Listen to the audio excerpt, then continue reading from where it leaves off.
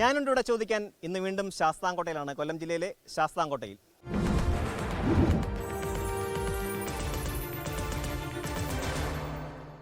എനിക്ക് മുന്നിൽ കാണുന്നത് കേരളത്തിലെ ഏറ്റവും വലിയ ശുദ്ധജല തടാകമാണ്. ശരിക്കും പറഞ്ഞാൽ ഈ തടാകം ഇന്ന് നാശത്തിൻ്റെ വക്കിലാണ്. അതിനുള്ള കാരണങ്ങളും അതിൻ്റെ എന്താണ് ഈ തടാകത്തിൻ്റെ നാശത്തിന് പിന്നിൽ സംഭവിച്ചെന്നുള്ള കാര്യങ്ങളൊക്കെ പറയാൻ നമ്മളോടൊപ്പം നിരവധി പേര് ചേരുന്നുണ്ട്. വാക്കിലൊതുങ്ങുന്ന തടാക സംരക്ഷണം എന്നതാണ് ഇന്നത്തെ നമ്മുടെ ചർച്ചാ വിഷയം.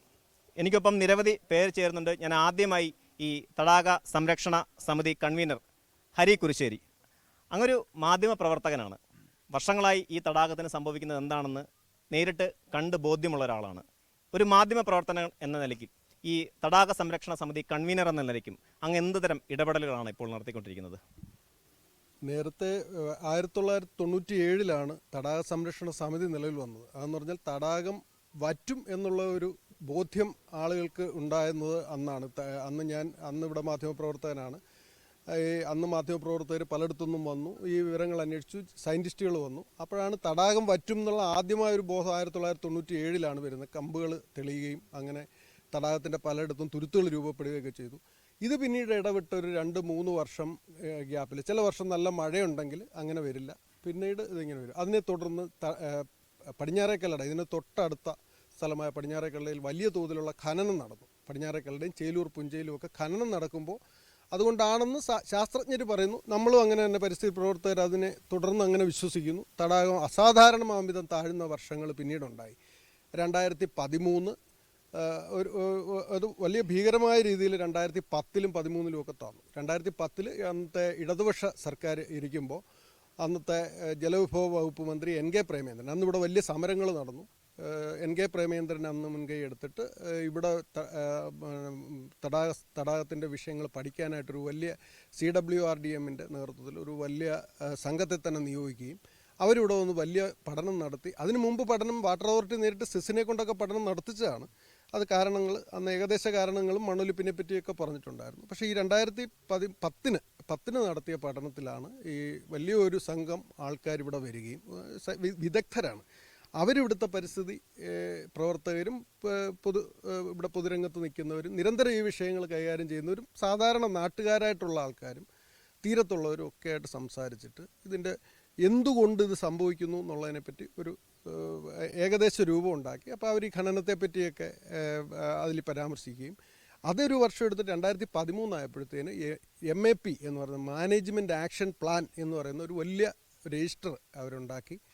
തടാകം എങ്ങനെ സംരക്ഷിക്കാം, അതാണിപ്പോൾ ശരിക്കും ഇത് റാംസർ സൈറ്റ് ആണല്ലോ, ഇതിൻ്റെ ഒരു ആധികാരിക രേഖ എന്ന് പറയുന്നത് ഈ മാനേജ്മെൻറ്റ് ആക്ഷൻ പ്ലാനാണ്.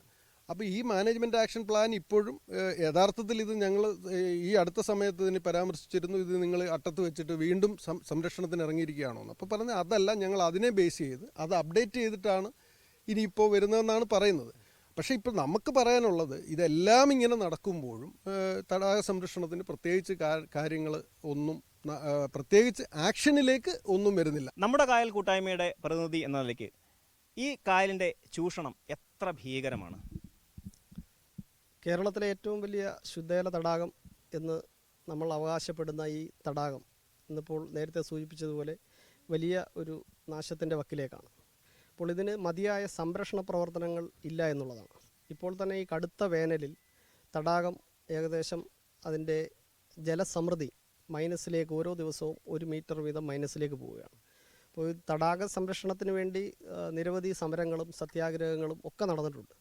എന്നാൽ ഈ തടാകത്തെ സംരക്ഷിക്കുന്നതിന് വേണ്ടി കാര്യമായ പ്രവർത്തനങ്ങൾ ഇതുവരെ ഈ പറയപ്പെടുന്ന ഈ സംസ്ഥാന സർക്കാരുകളോ അതുപോലെ തന്നെ കേന്ദ്ര സർക്കാരുകളോ ചെയ്തിട്ടില്ല എന്നുള്ളതാണ്. കേരളത്തിലെ 3 റാംസർ സൈറ്റിൽപ്പെട്ട ഒന്ന് ശാസ്താംകോട്ട, അതുപോലെ തന്നെ വേമ്പനാട്, മറ്റൊന്ന് അഷ്ടമുടിക്കായലാണ്. എന്നാൽ ഈ അഷ്ടമുടിക്കായലിനും അതുപോലെ തന്നെ വേമ്പനാട് കോൾ നിലങ്ങൾക്കും പ്രത്യേക നോഡൽ ഓഫീസറെ കേന്ദ്ര ഗവൺമെൻറ് വെക്കുകയും ചെയ്തിട്ടുണ്ട്. എന്നാൽ കേരളത്തിലെ ഏറ്റവും വലിയ ശുദ്ധജല തടാകവും ഇത്രയും ആളുകൾക്ക് കുടിവെള്ളം നൽകുന്ന ഈ ശാസ്താംകോട്ട തടാകത്തെ അതിന് ഒരു നോഡൽ ഓഫീസറെ പോലും വെച്ചിട്ടില്ല എന്നുള്ളതാണ്. അതുപോലെ തന്നെ അതിന് പ്രത്യേക ഓഫീസുകളുമുണ്ട്. അപ്പോൾ ശാസ്താംകോട്ട തടാകത്തിൻ്റെ സംരക്ഷണത്തിന് വേണ്ടി പ്രത്യേകമായി ഒരു ഓഫീസ് വേണമെന്നും അതിനൊരു പ്രത്യേക സമിതി ജില്ലാ കളക്ടറുടെ നേതൃത്വത്തിൽ ഒരു പ്രത്യേക സമിതി വേണമെന്നും ഒക്കെ നമ്മൾ ആവശ്യപ്പെട്ടിട്ടുണ്ട്. അതിലൊക്കെ ഒരിതാണ് ഇതിൻ്റെ സാമ്പത്തികമായി ഈ തടാകത്തിൻ്റെ സംരക്ഷണ പ്രവർത്തനങ്ങൾക്ക് വേണ്ടി വിവിധ കാലങ്ങളിൽ വിവിധ സർക്കാരുകൾ കോടിക്കണക്കിന് രൂപയാണ് പ്രഖ്യാപിച്ചിട്ടുള്ളത്. എല്ലാ ബജറ്റിലും നമ്മുടെ കായലിന് വേണ്ടി സംരക്ഷണത്തിന് വേണ്ടി തുക പ്രഖ്യാപിക്കാറുണ്ട്. അതുപോലെ തന്നെ കേന്ദ്ര ഗവൺമെൻറ്റും തുകകൾ പ്രഖ്യാപിച്ചിട്ടുണ്ട്. എന്നാൽ ഇത് നടപ്പാക്കേണ്ടത് നമ്മുടെ ഈ പറയുന്ന വെറ്റ്ലാൻഡ് അതോറിറ്റിയും അതുപോലെ തന്നെ ഇതുമായി ബന്ധപ്പെട്ട സമിതികളാണ്. എന്നാൽ അവരിവിടെ വന്ന് പഠനം നടത്തുന്നതല്ലാതെ യാതൊരു വിധമായ സംരക്ഷണ പ്രവർത്തനങ്ങൾ നടത്തുന്നതില്ല. അപ്പോൾ അവരോട് പല പ്രാവശ്യം നമ്മൾ പല പരാതികളും ഒക്കെ കൊടുക്കുമ്പോൾ അവർ ഇതിൻ്റെ നല്ല കൃത്യമായ വിശദമായ റിപ്പോർട്ടുകൾ സമർപ്പിച്ചിട്ടുണ്ട് എന്നാണ് പറയുന്നത്. ശ്രീ ഉല്ലാസ്, ഇതിനകത്തൊരു പ്രധാന വിഷയം വരുന്നതെന്ന് പറഞ്ഞാൽ ശാസ്താംകോട്ടയിൽ നിന്ന് വെള്ളം കൂടുതലായി കൊണ്ടുപോകാൻ തുടങ്ങിയത് അങ്ങയുടെ പ്രസ്ഥാനത്തിലെ അദ്ദേഹം മന്ത്രിയായി NK പ്രേമേന്ദ്രൻ മന്ത്രിയായിരിക്കുന്ന സമയത്താണ്.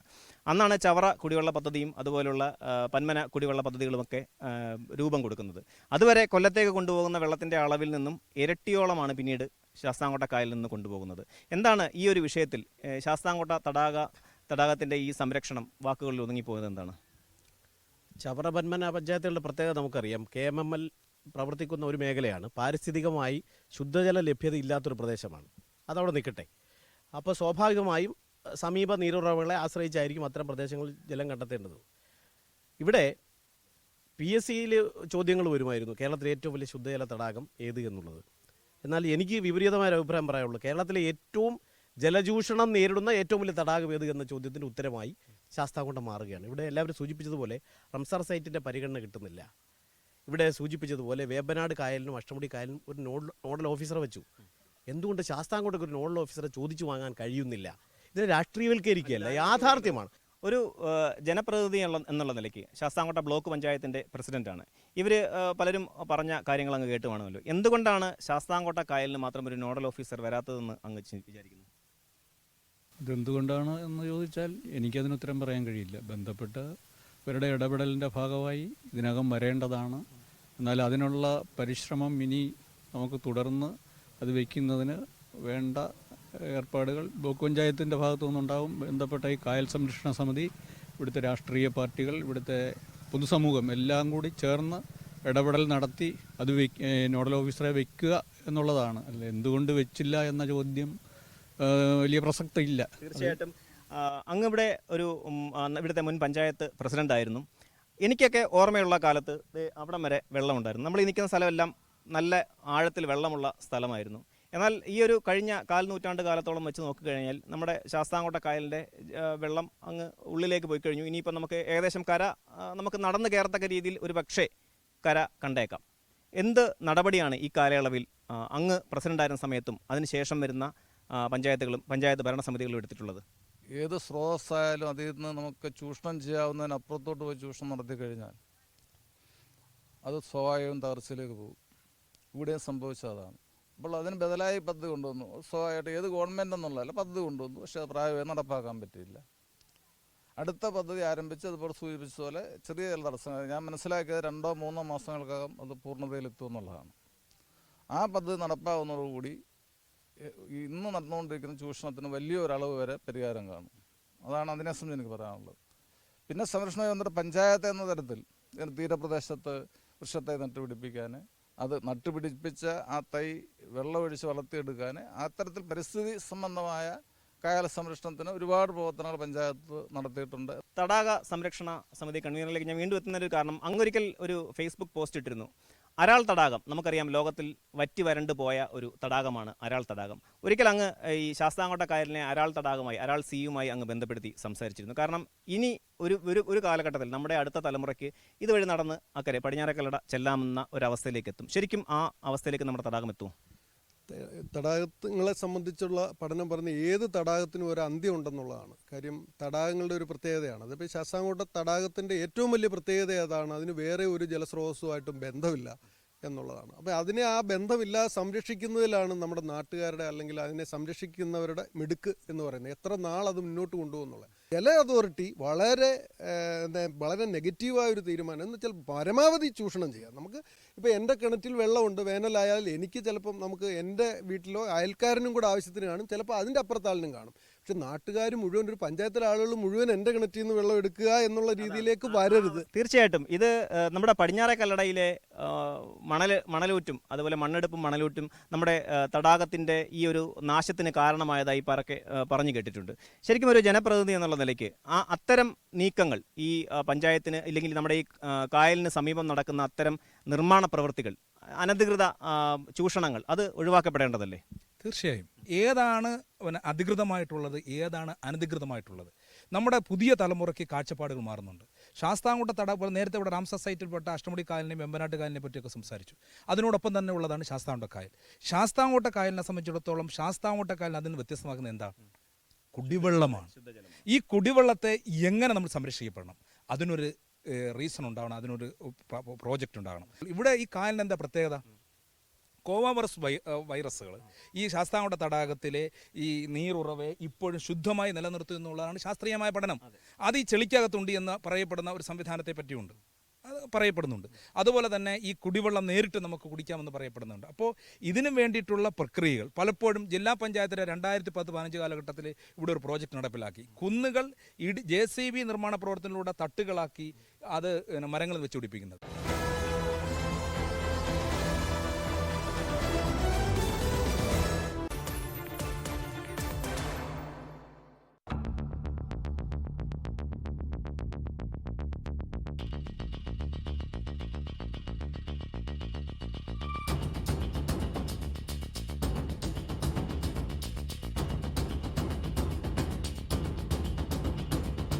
നമ്മുടെ കായലിനെ സംരക്ഷിക്കണം. സംസ്ഥാന സർക്കാരിലും അല്ലെങ്കിൽ ഈ പറഞ്ഞ പഞ്ചായത്തിലും മാത്രം ഒതുങ്ങുന്നൊരു വിഷയമല്ല. ദേശീയ തലത്തിൽ തന്നെ കേന്ദ്ര സർക്കാരിന് ചെയ്യാൻ ഒരുപാട് കാര്യങ്ങളുണ്ട്. ഇവിടെ സൂചിപ്പിച്ചതുപോലെ റാംസർ സൈറ്റിലുള്ള ഒരു തടാകം എന്നുള്ള നിലയ്ക്ക് കേന്ദ്ര സർക്കാരിന് ഈ ഒരു വിഷയത്തിൽ ഏതൊക്കെ തരത്തിൽ ഇടപെടാൻ സാധിക്കും? കേന്ദ്ര ജലവിഭവ സഹമന്ത്രിയെ ഞാൻ ഈ കായലിൻ്റെ ശോച്യാവസ്ഥ കാണിക്കുന്നതിന് നേരിട്ട് ഇവിടെ കൊണ്ടുവരികയും ഇവിടുത്തെ മാധ്യമ സുഹൃത്തുക്കളുമായി ശ്രീ ഹരി കുരിശ്ശേരി അടക്കം ഈ മന്ത്രിയുമായി സംവദിക്കുകയും ഈ സംബന്ധിച്ച് കാര്യങ്ങൾ അദ്ദേഹത്തിന് ബോധ്യപ്പെടുകയും ചെയ്തതിൻ്റെ അടിസ്ഥാനത്തിൽ ഞാൻ കൊടുത്ത നിവേദനത്തിന് എനിക്ക് അദ്ദേഹം തന്ന മറുപടി, ഇതിന് പ്രോജക്റ്റ് വയ്ക്കേണ്ടത് കേരള സർക്കാരാണ്. ഇതിന് പ്രോജക്റ്റ് സമർപ്പിച്ച് കേരള സർക്കാർ ഇതിന് വെക്കുന്ന പ്രോജക്റ്റ് അംഗീകരിക്കുക മാത്രമേ കേന്ദ്ര സർക്കാരിന് ചെയ്യാൻ സാധ്യമാകൂ. അങ്ങനെ പ്രോജക്റ്റുകൾ തന്നാൽ 2 കൈ നീട്ടി ഞങ്ങൾ സ്വീകരിച്ച് അത് ഏറ്റെടുത്ത് നടപ്പിലാക്കുവാൻ വേണ്ട സമ്പത്ത് അനുവദിക്കാമെന്ന് കരുണാകരനുള്ള ചേട്ടൻ, നേരത്തെ ഇതിൻ്റെ കായൽ സംരക്ഷണ സമിതിയുടെ കൺവീനറായിരുന്ന കരുണാകരനുള്ള സാറിന് നേരിട്ട് കത്ത് അദ്ദേഹത്തിൻ്റെ കിട്ടിയിട്ടുള്ളതാണ്. എൻ്റെ കയ്യിലും അതിൻ്റെ കോപ്പി ഇരിപ്പുണ്ട്. അപ്പോൾ സ്വാഭാവികമായും ചെയ്യാവുന്നതെല്ലാം നമ്മൾ ചെയ്തിട്ടുണ്ട്. തുടർ നടപടി കേരള സർക്കാരാണ് ചെയ്യേണ്ടത്. മാറി മാറി വരുന്ന കേരളത്തിൻ്റെ സർക്കാർ ഇത് 2020 അദ്ദേഹം ഇവിടെ വരികയും നേരിട്ട് ഇതിൻ്റെ കാര്യങ്ങൾ മനസ്സിലാക്കുകയും ഒക്കെ ചെയ്ത്, ഞാൻ എൻ്റെ ചെറുപ്പത്തിൽ അത് കാണുന്നത് ദേവസ്വം സദ്യാലയമായിരുന്നു. അതിൻ്റെ തിണ്ണയ്ക്കിരുന്ന് ഞാൻ കൈ കഴുകിയിട്ടുള്ള ആളാണ്. അന്ന് ദേവസ്വം സദ്യാലയമാണ് അത്. അവിടെ വരെ വെള്ളമുണ്ടായിരുന്നത് എങ്ങനെ ഇത് ഇത്രയും താഴേക്ക് പോയി എന്നതിൻ്റെ യാഥാർത്ഥ്യം ഇവിടെ ഇപ്പോൾ എല്ലാവരും സൂചിപ്പിച്ചു. അനിയന്ത്രിതമായിട്ടുള്ള ഇതിൻ്റെ എന്താ പറയുക, നമ്മളെ കൊണ്ട് താങ്ങാൻ പറ്റുന്ന, എനിക്ക് 50 കിലോ എടുക്കാൻ പറ്റുമെങ്കിൽ 150 കിലോ എടുത്ത് എൻ്റെ തലയിൽ വെച്ചാൽ ഇതെങ്ങനെ കൊണ്ടുപോകാൻ കഴിയും? ഇതാണ് ഇവിടുത്തെ പ്രധാന പ്രശ്നം. ഇത്തരമൊരു വിഷയം, ഇത്തരമൊരു ആരോപണം വരുമ്പോൾ നമ്മുടെ കായൽ കൂട്ടായ്മ ഈ ഒരു വിഷയത്തിൽ ഇടപെട്ടിരുന്നോ? എന്താണ് നിങ്ങൾക്ക് ഈ ഒരു വിഷയത്തിൽ പറയാനുള്ളത്? നമ്മൾ ഈ പറയുന്ന കേന്ദ്ര ഗവൺമെൻറ്റും അതുപോലെ തന്നെ സംസ്ഥാന സർക്കാരുമൊക്കെ വിവിധ ഫണ്ടുകൾ ശാസ്താംകോട്ട തടാക സംരക്ഷണത്തിന് വേണ്ടി പ്രഖ്യാപിച്ചിട്ടുണ്ട്. ഇവിടെ നേരത്തെ സൂചിപ്പിച്ചതുപോലെ നമ്മുടെ അന്തരിച്ച ഉമ്മൻചാണ്ടി സാറ് മുഖ്യമന്ത്രിയായിരുന്ന സമയത്താണ് ഇവിടെ വലിയൊരു യോഗം വിളിച്ച് വിവിധ ഡിപ്പാർട്ട്മെൻറ്റുകൾ, സോയിൽ കൺസർവേഷൻ, ഫോറസ്റ്റ്, അതുപോലെ തന്നെ minor irrigation, panchayat, police, revenue, അങ്ങനെ എല്ലാ ഡിപ്പാർട്ട്മെൻറ്റുകളെയും കോർത്തിണക്കിക്കൊണ്ട് ഈ തടാക സംരക്ഷണത്തിന് വേണ്ടി ഓരോ ഡിപ്പാർട്ട്മെൻറ്റിനും വിവിധ പാക്കേജുകൾ, അത് ഫോറസ്റ്റ് ഡിപ്പാർട്ട്മെൻറ്റ് 14 കോടി, അങ്ങനെ ഓരോ ഡിപ്പാർട്ട്മെൻറ്റുകളും വ്യത്യസ്തമായ തുകകൾ പറഞ്ഞു. അതിൻ്റെ അടിസ്ഥാനത്തിൽ അന്ന് നമ്മളിപ്പോൾ കേരളം ചർച്ച ചെയ്യപ്പെട്ടിരിക്കുന്ന ഏറ്റവും വലിയ വിഷയമാണ് ഈ അക്കേഷ്യ. അപ്പോൾ അന്ന് 4800 മരം ഇവിടെ നിന്നും നീക്കം ചെയ്യുന്നതിന് അന്ന് തത്വത്തിൽ തീരുമാനമാവുകയും അത് ലേലം ചെയ്യുകയും ചെയ്തു. ഈ യഥാർത്ഥത്തിൽ പറഞ്ഞാൽ തടാകത്തിൻ്റെ ചുറ്റുമുള്ള നാശം അന്നാണ് തുടങ്ങിയത്. ഈ തടാകത്തിൻ്റെ ചുറ്റുമുള്ള അക്കേഷ്യ മരങ്ങൾ മുറിക്കുന്നതിന് വേണ്ടി മാസങ്ങളോളം, ഏകദേശം 3 മാസത്തോളം അവർ ഇവിടെ വീടുകൾ വാടകയ്ക്ക് എടുത്ത് ഇവിടെ ലോറിയും അതുപോലെ തന്നെ JCB അതുപോലെ തന്നെ ഹിറ്റാച്ചി അടക്കം ഈ തടാകത്തിൻ്റെ ചുറ്റും നടന്ന് വലിയ മരങ്ങൾ മാത്രം, അവർക്ക് വലിയ മരങ്ങൾ മാത്രം മതിയായിരുന്നു. 4800 മരങ്ങൾ അവർ മുറിച്ച് കയറ്റിക്കൊണ്ടുപോയി. അതാണ് ആകെ നടന്ന ഈ സംരക്ഷണ പ്രവർത്തനം. പക്ഷേ അത് ഒരു തരത്തിൽ ദുരന്തമായി മാറി. ഇപ്പോൾ ഈ തടാകത്തിൻ്റെ ഈ ഭാഗങ്ങളിൽ കുറവാണെങ്കിലും ബണ്ട് ഭാഗങ്ങളിലടക്കം അവിടെ ചെന്ന് നോക്കിയാൽ കാണാൻ കഴിയും കൂറ്റൻ അക്കേഷ്യ മരങ്ങൾ ഇതിന് ചുറ്റും വളർന്നു നിൽക്കുകയാണ്. 2015 മുമ്പേ സൂചിപ്പിച്ചതുപോലെ അന്നത്തെ പഞ്ചായത്ത് പ്രസിഡന്റ് ഇവിടെ നിൽപ്പുണ്ട്. അദ്ദേഹത്തിൻ്റെ നേതൃത്വത്തിലാണ് ഈ തടാക തീരത്ത് നമ്മൾ ഈ അക്കേഷ്യ മരങ്ങൾ മുറിച്ചു കഴിഞ്ഞാൽ വീണ്ടും പൊട്ടിമുളയ്ക്കും. ഇവിടെ വലിയ ഒരു 1-2 ആഴ്ചയോളം നമ്മൾ തൊഴിലുറപ്പ് തൊഴിലാളികളെ നിർത്തി അദ്ദേഹം തന്നെയാണ് ഉദ്ഘാടനം ചെയ്ത് ഇവിടുന്ന് അക്കേഷ്യ മരങ്ങൾ പിഴുത് കളയുന്ന ഒരു പദ്ധതി ഞങ്ങൾ ആവിഷ്കരിച്ചിരുന്നു. അത് ഏകദേശം വിജയം കണ്ടിട്ടുണ്ട്. അതുപോലെ തന്നെയാണ് ഈ ഹരിതതീരം പദ്ധതി കേരളത്തിൽ ആദ്യമായി ഒരു തടാകത്തെ സംരക്ഷിക്കുന്നതിന് വേണ്ടി നടത്തിയ ഒരു പ്രോജക്റ്റാണ്. തീർച്ചയായിട്ടും ഇതൊരു ഒരു സാമൂഹിക വിരുദ്ധ പ്രശ്നം കൂടി ഇതിനകത്തുണ്ട്. കാരണം നമ്മുടെ തടാകം ഈ താഴേക്ക് പോകുമ്പോൾ ഉൾവലിയുമ്പോൾ ഇതിൻ്റെ ഈ സമീപ പ്രദേശങ്ങൾ വെട്ടിവളഞ്ഞ് സ്വന്തം പേരിലാക്കാൻ ഒരുപാട് പേര് ശ്രമിക്കുന്നതായിട്ട് വാർത്തകളുണ്ട്. എത്രത്തോളം ശരിയാണ്? അത്തരം പ്രവർത്തനങ്ങളും വളരെ വിശാലമായിട്ട് തന്നെ നടക്കുന്നുണ്ട്. ആരുടെയൊക്കെ സപ്പോർട്ടാണ്, അത്ര ബോധം ഉണ്ടെങ്കിൽ തന്നെയും ബോധമില്ലാത്ത രീതിയിൽ തന്നെയാണ് പ്രവർത്തിക്കുന്നത്. ഇവിടെ ഈ പറഞ്ഞ മാതിരി വികസനങ്ങൾക്കതീതമായിട്ട് നമുക്ക് ഈ തടാകത്തിൻ്റെ സംരക്ഷണമാണ് പ്രാധാന്യം. ഈ തടാകത്തിൻ്റെ സംരക്ഷണത്തിൻ്റെ പ്രാധാന്യം എന്ന് പറഞ്ഞാൽ ആഗോളതലത്തിൽ തന്നെ നമുക്ക് ചിന്തിച്ചാൽ മനസ്സിലാവുന്ന കാര്യം കുടിവെള്ളത്തിൻ്റെ ആണ്. ഇനിയൊരു യുദ്ധം ഉണ്ടാവുന്നത് പോലും കുടിവെള്ളത്തിന് വേണ്ടി ആയിരിക്കും നിസ്സംശയം. പണ്ട് ഇവിടെ നടന്നിരുന്ന സത്യാഗ്രഹം ഉൾപ്പെടെയുള്ള കാര്യങ്ങൾ ഞങ്ങൾ ഇവിടെ കവികളുടെ ഒരു കൂട്ടായ്മ മുറവിളി എന്ന് പറഞ്ഞ് ഞാൻ വല്ലപ്പോഴൊക്കെ എഴുതും, അത് ഇവിടെ അവതരിപ്പിക്കുകയൊക്കെ ചെയ്തു. അതായത് ഈ നീര്, പനിനീര്, ഇളനീരാം കുടിനീര്, ഇത് നമ്മൾ കുമിനീര്, ഓർക്കുക മർത്യരെ നമ്മൾ എന്നും പറഞ്ഞ് ഞങ്ങൾ ഇവിടെ സത്യാഗ്രഹത്തിൻ്റെ കൂട്ടത്തിൽ മുറവിളി ഒരുപാട് കൂട്ടിയവരാണ്. അപ്പോൾ ഇതിന് ആത്യന്തികമായിട്ട് നമുക്കിത് സംരക്ഷിക്കണം. അദ്ദേഹം പറഞ്ഞ പോലെ, ശങ്കരപ്പിള്ളച്ചേട്ടൻ പറഞ്ഞ മാതിരി തന്നെ ഈ പറഞ്ഞ ആ പദ്ധതി നല്ലൊരു പദ്ധതി തന്നെയാണ്. അതെന്ന് പറഞ്ഞു കഴിഞ്ഞാൽ ഇത് അട്ടിമറിക്കപ്പെടേണ്ടതല്ല. ഇത് പലപ്പോഴും നമ്മൾ സംസാരിച്ച് വിവിധ സംഘടനകളൊക്കെ ഉണ്ടായി മുന്നോട്ട് വന്നു, പദ്ധതികളുണ്ട്, റിപ്പോർട്ടുണ്ട്, എവറിത്തിങ് എല്ലാം ഉണ്ട്. പക്ഷേ സംരക്ഷണം മാത്രം നടക്കുന്നില്ല. ഇവിടെ ഇത് അവിടെയാണ് നമുക്ക് സംശയം, ആരാണ് ഇതിന് തുരങ്കം വെക്കുന്നത്? ശാസ്താംകോട്ടയിലെ ഈ കുടിവെള്ളം നിങ്ങൾക്ക് കുടിക്കാൻ കിട്ടുന്നുണ്ടോ? അതോ ഇവിടുന്ന് ചവറയിലേക്കും കൊല്ലത്തേക്കുമാണോ പോകുന്നത്? കൂടുതലും ചവറയിലേക്കും കൊല്ലത്തേക്കും പോകുന്നത്. എങ്കിൽ തന്നെ ഞങ്ങൾക്ക് ഇപ്പം നിലവിൽ ബുദ്ധിമുട്ടില്ല, കാരണം ഇപ്പം മഴയൊക്കെ പെയ്ത് അത്യാവശ്യം. പക്ഷേ ഈ വേനൽ വരുന്ന സമയത്ത് നല്ലപോലെ ബുദ്ധിമുട്ട് അനുഭവിക്കുന്നുണ്ട്. കൂടാതെ ഈ വെള്ളം കുറഞ്ഞ സമയത്ത് ചെളിവെള്ളവും മറ്റുള്ള ഒന്നിച്ച് പമ്പ് ചെയ്ത് അതും നമ്മുടെ കുടിവെള്ളത്തോടൊപ്പം വരുന്ന ഒരവസ്ഥ വളരെ ബുദ്ധിമുട്ടുണ്ടാക്കുന്ന ഒരു കാര്യമാണ്. തീർച്ചയായിട്ടും തടാക സംരക്ഷണ കൂട്ടായ്മയ്ക്ക് ഈ ഒരു വിഷയത്തിൽ ഒരു കാര്യം പറയാനുണ്ട്. കാരണം അദ്ദേഹം സൂചിപ്പിച്ചതുപോലെ ഇത്തരം അനുവാദങ്ങൾ കൊടുക്കുക, അതുവഴി ഈ തടാക സംരക്ഷണം അട്ടിമറിക്കപ്പെടുകയല്ലേ ചെയ്യുന്നത്? അതെ, വളരെ ദയനീയമായ ഒരു പ്രശ്നം എന്ന് വെച്ചാൽ നമ്മൾ ഒരേ കാര്യം തന്നെ ഈ ഇത്രയും ഏജൻസികൾ ഇങ്ങനെ ഇരിക്കുകയും, ഇപ്പോൾ ഉദാഹരണത്തിന് ഈ ചൂഷണത്തിൻ്റെ, നമ്മൾ ജലചൂഷണത്തിൻ്റെ കാര്യം പറഞ്ഞില്ലേ, ഇത്ര പരമോന്നത പ്രശ്നമായി ജലചൂഷണത്തിന് പരിഹാരം കാണുന്നതിനിടയിൽ തന്നെ പുതിയ പദ്ധതിക്ക്, അതായത് ശാസ്താംകോട്ട തടാകത്തിൽ നിന്ന് ജലം എടുക്കുന്നത് കുറയ്ക്കാൻ വേണ്ടി ഒരു പദ്ധതി കൊണ്ടുവന്ന് അതൊന്നും ആകാതിരിക്കെ തന്നെ ഇവിടെ പുതിയ പദ്ധതിക്ക് ലൈൻ ഇട്ടിട്ടുണ്ട്. ഇപ്പോൾ കഴിഞ്ഞ ദിവസം തന്നെ ഇവിടെ കുപ്പി, നമ്മൾ ഈ തീരത്തേക്ക് പോയി കഴിഞ്ഞാൽ ധാരാളം പ്ലാസ്റ്റിക് ബോട്ടിൽ മദ്യപിച്ചിട്ടും വെള്ളം കുടിച്ചിട്ടും ഒക്കെ എടുത്ത് കായലിലിടുക. അപ്പം ഇതിന് ഒരു നല്ല ബോധവൽക്കരണവും ഈ രീതിയിൽ ചെയ്തിട്ട് അത് കർശനമായ നിയമം അദ്ദേഹം പറഞ്ഞു, അതായത് വരുമാനം അതിൽ നിന്നുണ്ടാവണം. ഇപ്പം നമ്മൾ നോക്കി നിൽക്കുമ്പോൾ തന്നെ എത്രയോ വാഹനങ്ങൾ ഈ തീരത്തോട്ട് പോയി. പണ്ടൊന്നും വാഹനങ്ങൾ ഇങ്ങനെ തീരത്തേക്ക് പോകത്തില്ലായിരുന്നു. മയക്കുമരുന്നിൻ്റെ അടക്കമുള്ള വളരെ ഗുരുതരമായ പ്രശ്നങ്ങൾ ഇവിടെ നടക്കുന്നുണ്ട്. അപ്പൊ ഇതിന് നമ്മുടെ പഞ്ചായത്തിനെ മുൻകൈ എടുത്ത് പഞ്ചായത്തിന് അതിന് സ്വാതന്ത്ര്യം കൊടുക്കുക, താൽക്കാലികം നാദിനില്ല കളരിയായി മാറപ്പെട്ടു എന്നത്. ഇതിനകത്ത് വേറൊരു കാര്യം കൂടെ എനിക്ക് പറയാനുള്ളത്, ഇത് കാട്ടിലത്തടി തേവരുടെ ആന എന്ന രീതിയിലാണ് ഇവിടെ കാര്യങ്ങൾ നടന്നുകൊണ്ടിരിക്കുന്നത്. ഇവിടെ നിന്ന് എന്തൊക്കെ ചെയ്യുന്നു, ആരൊക്കെ എന്തൊക്കെ കൊണ്ടുപോകുന്നു, പക്ഷേ ഇതിൻ്റെ ഈ നാശം എത്ര നാൾ നമുക്ക് കണ്ടില്ല എന്ന് നടിക്കാൻ പറ്റും? നമുക്ക് കണ്ടില്ലെന്ന് നടിക്കാനേ പറ്റത്തില്ല. നമുക്ക് സംരക്ഷിക്കുക എന്നുള്ളത് നാടിൻ്റെ ആവശ്യമാണ്. ഇപ്പോൾ 2005 ഇവിടെ സൂചിപ്പിച്ചല്ലോ, നമ്മൾ വൃക്ഷത്തെ എല്ലാം നട്ട് സംരക്ഷിക്കാൻ പരിശ്രമം നടത്തി. അവസാനം പോലീസ് കേസ് വരെ, കാര്യം നടുന്നതായി പിഴുകയാണ്. പിഴുന്നതിൻ്റെ പരിസരത്ത് താമസിക്കുന്ന ആളുകളാണ്, അത് തൈ പിഴുതിട്ട് വേണം അവിടെ വാഴ നടാൻ. അവസാനം പോലീസ് കേസ് കൊടുത്ത് ആളുകളെ പിടിപ്പിക്കേണ്ട സ്ഥിതി വരെ എത്തി. കാര്യം ഇതിൻ്റെ ചുറ്റും താമസിക്കുന്നവരെ സംബന്ധിച്ച്, അല്ലെങ്കിൽ നല്ലൊരു പങ്കാളികൾക്ക്, എല്ലാവരെയും നമുക്ക് പറയാൻ പറ്റും, നല്ലൊരു പങ്കാളികൾക്ക് ഞാൻ താമസിക്കുന്ന കായൽ ഇല്ലെങ്കിൽ അതിൻ്റെ കരയ്ക്കാണ് ഞാൻ താമസിക്കുന്നത്, സംരക്ഷിക്കപ്പെടണമെന്നൊരു ചിന്തയില്ല. ഒന്നെനിക്ക് പറയാനുള്ളത്. രണ്ടാമത്തെ കാര്യം, നമ്മളിപ്പോൾ ഏത് ചർച്ച നടത്തുമ്പോഴും അത് സൗദ്ദേശപരമാണ്. ഒരു കാര്യം കൂടെ ഞാൻ ചോദിക്കാൻ, 2018 പ്രളയത്തിൽ ശരിക്കും പറഞ്ഞാൽ കേരളം മുഴുവൻ വിഷമിച്ചപ്പോൾ ഒരുപക്ഷേ സന്തോഷിച്ച ഏക നാട്ടുകാർ ശാസ്താംകോട്ടക്കാരായിരിക്കും. കാരണം ശാസ്താംകോട്ട കായൽ ആ സമയം ഏറ്റവും നല്ല രീതിയിൽ ശാസ്താംകോട്ട കായലിൽ വെള്ളം കയറുകയും നല്ല രീതിയിൽ പഴയ ഒരു രീതിയിലേക്ക് വരികയും ചെയ്തു. പക്ഷേ 2018 നിന്ന് നമ്മൾ 2024 നിൽക്കുമ്പോൾ അന്നത്തെക്കാളും ഭീകരമായ അവസ്ഥയിലാണ്. ഇപ്പം നമുക്ക് ആഴം വീണ്ടും കുറഞ്ഞിരിക്കുകയാണ്. ഈ ഒരു അവസ്ഥ തുടർന്നാൽ ഈ പറയുന്ന പദ്ധതികൾ പ്രായോഗികമാകുമെന്ന് തോന്നുന്നുണ്ടോ? അല്ലാതെ സ്വാഭാവികമായിട്ടും നമ്മൾ ഒരുപാട് ആലോചിക്കേണ്ട കാര്യമാണ്. നേരത്തെ ഇവിടെ സൂചിപ്പിച്ചതുപോലെ ഇപ്പോൾ നമുക്ക് ഈ വേനൽ മഴയും അത് അപ്രതീക്ഷിതമായി ഇത്തരം കനത്തതിൻ്റെ പേരിലാണ് ഈ വെള്ളം ഇത്രയും കയറിയത്.